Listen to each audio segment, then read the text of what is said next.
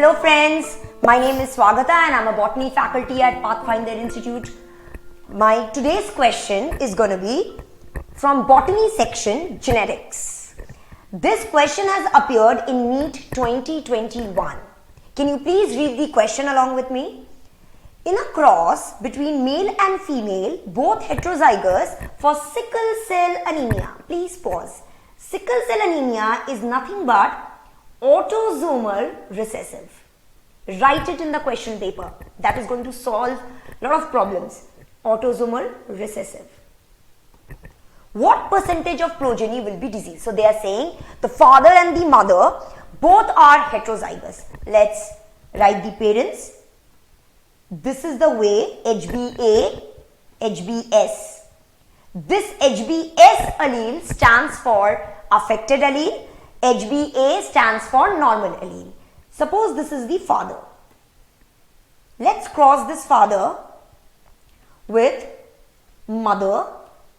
Same configuration. Why? Because they have said heterozygous. What are the homozygous conditions?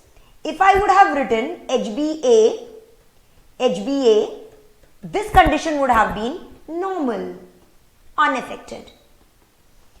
If I had written HbS, HbS, then this condition, since this is autosomal recessive, would have been affected.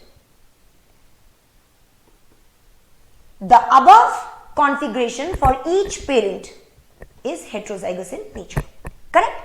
Now, let us make gametes. So, the first gamete that is going to be formed over here should be written like this. The second gamete should be written with a superscript HbS. Here also the same thing. First gamete with a superscript A. The other gamete with superscript S. Correct? This is how we encircle the alleles and represent the gametes. Now let's draw the Punnett square. Suppose this one is for the male and the row is for male and the columns are for female. So let me put over here the gametes from here. Father, HbA, HbS.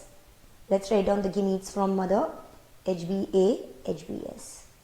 Correct? Let me use the rings to ensure that these are gametes. Done?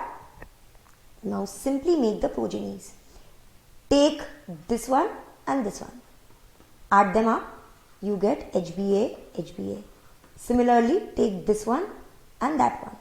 So it makes it HbA, HbS. Correct? The third one, take this one and HbA. So that becomes HbA, HbS. The last one would be this one and this one. HbS, HbS. Right? Now, HbA, HbA would be normal because no affected allele is there. The second one, heterozygous or simply carrier. So no disease will be there.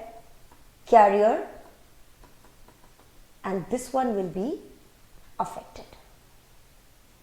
Right? So 25% of the progeny will be affected. The fourth option. I hope you understood this concept. It took me some time because I was explaining about the disease, whether it is autosomal dominant, recessive or X-linked or Y-linked. Secondly, I decided to draw the alleles, make the Punnett square and all. With practice, I hope you guys can make the gametes at a proper speed. Thank you.